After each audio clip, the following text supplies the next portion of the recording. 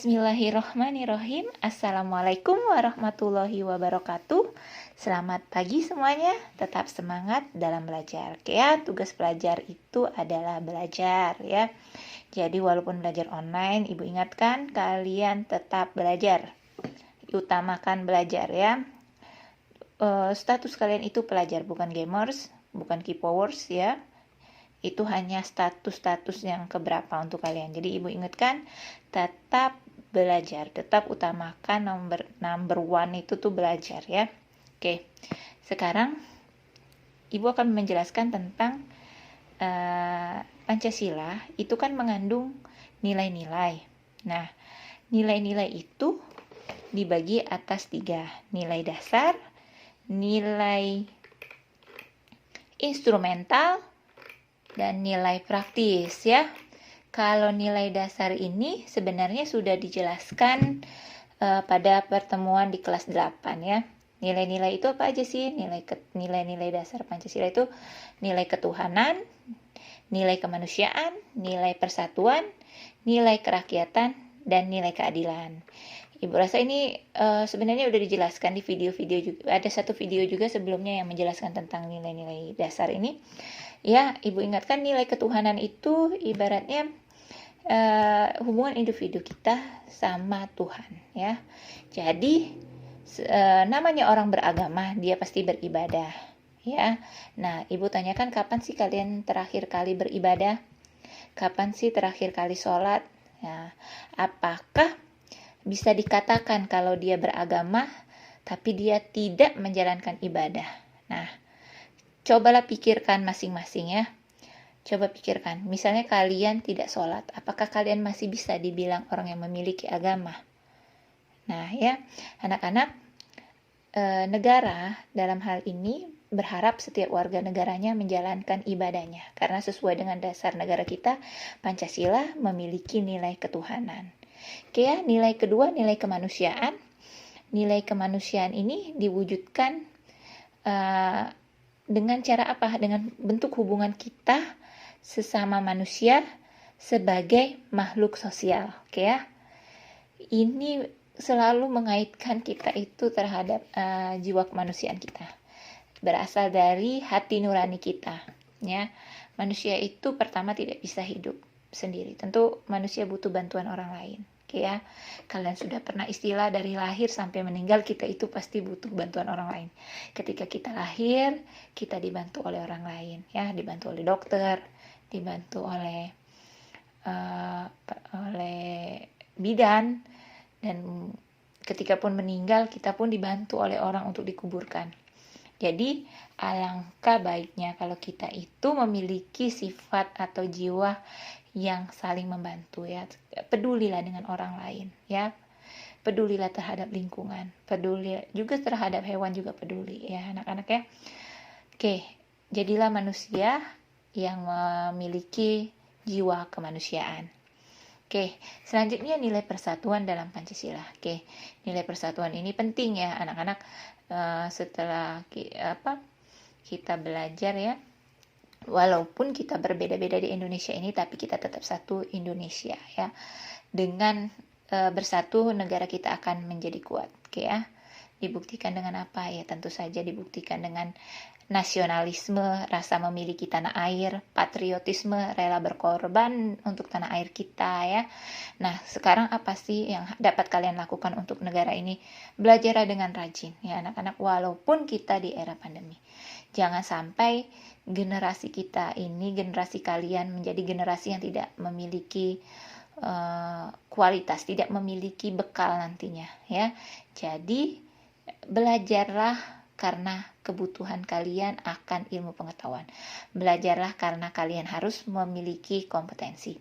Belajarlah karena kalian adalah harapan bangsa ini, agar bangsa ini di kemudian hari tidak tertinggal dengan bangsa lain, walaupun kita dihadapkan dengan situasi pandemi saat ini ya, COVID-19 ya, yang membuat kita tidak bisa belajar bersama di sekolah ya.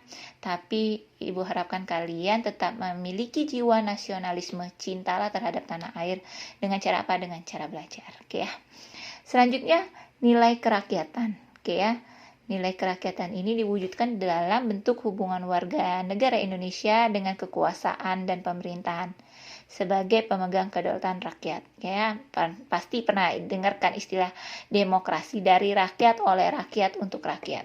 Ketika kalian dipilih sebagai wakil rakyat, nah, kalau kalian ingat dari rakyat, oleh rakyat, dan untuk rakyat, kalian sudah dipilih oleh rakyat, tentu saja kalian dikasih amanah, ya. Jadi kalian harus memimpin, membuat keputusan untuk kepentingan rakyat. Ya, Ibu nggak tahu suatu hari mungkin ada dari kalian yang menjadi anggota dewan, ya, anggota DPR, anggota MPR, atau suatu hari kalian menjadi presiden, atau ada yang suatu hari nanti kalian jadi menteri. Ibu harapkan setiap kebijakan kalian itu adalah kebijakan-kebijakan atau kepentingan-kepentingannya nantinya yang kalian perhatikan dari sisi sebagai seorang rakyat, ya. Nah, jadi Pak RT pun juga kalian harus memikirkan posisi keputusan. Misal kalian buat peraturan, itu berdasarkan gimana sih perasaan warganya, kayak gitu, ya. Oke, dari rakyat, oleh rakyat, dan untuk rakyat. Oke, yang kelima, nilai keadilan. Nilai keadilan ini yaitu diwujudkan dengan apa? Contohnya, ya, kita itu harus semuanya merata sejahtera, ya. Rakyat Indonesia itu kalau bisa dari Sabang sampai Merauke mendapatkan kesejahteraan. Oke, ya, kalian juga memiliki sistem yang dapat memperlakukan semua orang dengan adil. Kenapa sih sila kelima itu selalu gotong royong contohnya? Karena di gotong royong itu terdapat suatu sistem yang menerapkan keadilan. Oke, ya. Nah, nilai-nilai ini tidak akan ada artinya kalau tidak diterapkan, ya. Jadi jangan cuman berkata doang memiliki jiwa Pancasila, tapi jiwa Pancasila ini harus diperlihatkan juga dalam tindakan, ya, harus diperlihatkan juga dalam pemberian keputusan, ya. Nah, itu tadi adalah perwujudan nilai dasar Pancasila. Nah, sekarang Pancasila dilihat dari nilai instrumental. Jadi instrumental ini kan kalau kalian instrumen alat. Nah, ya. Jadi Pancasila ini dapat dijadikan suatu alat membuat peraturan. Dalam apa sih nanti peraturannya? Penjabarannya dalam perundang-undangan. Oke, ya, kita kan sudah belajar nih tentang tata urutan perundangan. Nah, tata urutan perundangan ini tidak boleh bertentangan dengan Pancasila. Lebih baik lagi kalau nilai-nilai Pancasila ini terkandung dalam setiap peraturan. Oke, ya. Nah, selanjutnya nilai praktis. Nilai praktis dari Pancasila ini adalah nilai-nilai ini merupakan realisasi dari nilai-nilai instrumental, berupa suatu pengalaman nyata dalam kehidupan sehari-hari, dalam bermasyarakat, dalam berbangsa, dan dalam bernegara, ya.